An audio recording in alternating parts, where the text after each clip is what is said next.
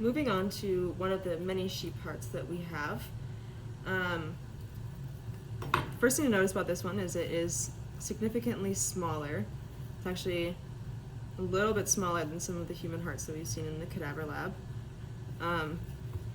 And this one is also going to be in reverse because of this clothing tag of what we have seen with the pig heart and cow heart. So that's something to be aware of before we start. So we need to orient ourselves, and because they're not always going to be in the same order that we're going to be familiar with. So we see here that this ventricular myocardium is much thicker than on this side. So we can tell ourselves that this is going to be the left ventricle and this is going to be the right. Also notice that you can't see the right atrium in this heart. That's because it is so small and so thin that it's had to be cut up here. So this is how we're able to see into the right atrium.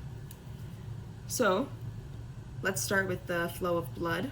We know that the right atrium is where the blood enters. So in here, the sheep can be a lot more difficult with these blood vessels. They have been left with lots of fat tissue surrounding them that can be confusing, and some shredded vessels and things cut off, and there's even some sheep hearts in there where the halves are from two different hearts. So really make sure that you have a match when looking at these, and it's going to be the best way to determine that you can fully understand what's going on. Otherwise, it will cause unnecessary confusion. So in this right atrium, it's a little difficult to find this vessel.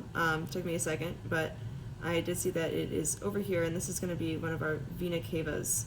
And it's not really where you'd expect in comparison to the pig and cow hearts.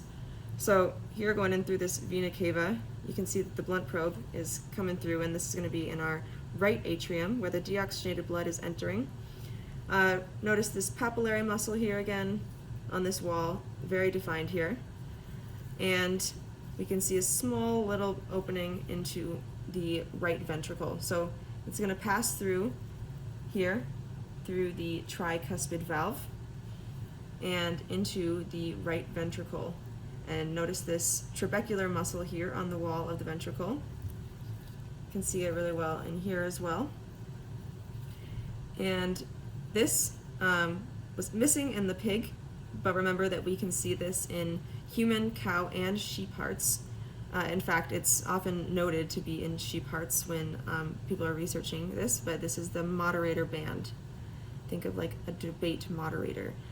And this is only going to be in the right ventricle once again. And it's going to be attached to the same structures that the papillary muscles are going to be attaching to. So notice these much smaller chordae tendineae.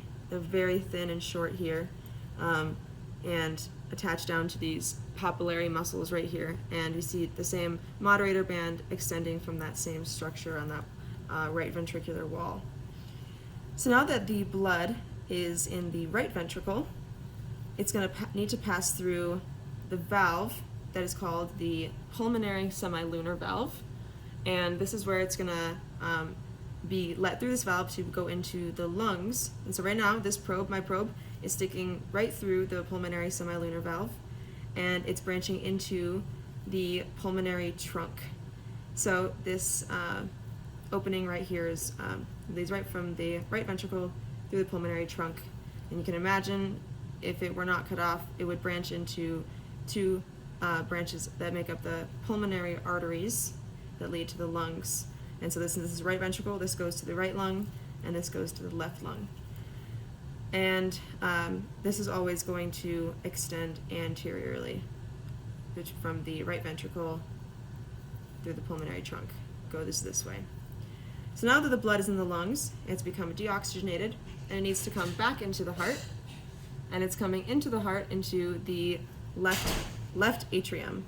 And the way that it enters into the left atrium is always going to be on the posterior of the heart, since we can see that this is the left side, holding up like this. The best way you can do that with all this mess of tissue is to stick a probe into the left atrium until you can find a clean opening. So I believe that that's an opening, and I'm pretty sure that this is going to be one as well. And this is going to be our pulmonary veins. Even though the blood is oxygenated, these are still veins because by process of elimination, arteries always need to be going away from the heart.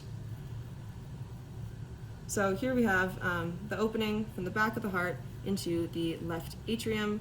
Notice the texture of these pectinate muscles that you'll really notice on the posterior of the wall in the left atrium. Then it's going to pass through the bicuspid. Remember lab rat, or that there are two left lobes of the left lung. Wow, two lobes of the left lung. Bicuspid valve, connected by these chordae tendineae and these papillary muscles down here, surrounded by this trabecular muscle here in the left ventricular wall.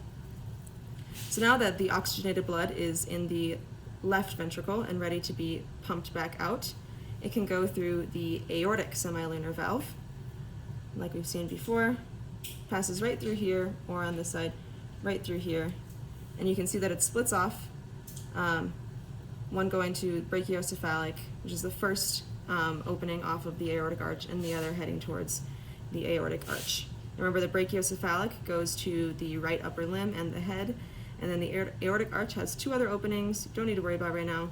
Once it passes through those, the rest of the blood goes down through the descending aorta to bring oxygenated blood to the lower half of the body. Some other features, remember the apex is the point down at the bottom of the heart. We have the interventricular septum here and here. And following, since we can see that this is our posterior and this is our anterior, following that interventricular septum, we also have the interventricular sulcus, and you can also call this the anterior longitudinal sulcus here. And once again, then we also have the auricles. This is on top of the atria. This is our left auricle, and over here, this is going to be our right auricle, only able to see from this side. So don't be too intimidated by all of the fat tissue on the outside of the sheep hearts. I recommend using a blunt probe to stick through and trying to find where you can get those holes to connect to your chambers. And that's the sheep heart.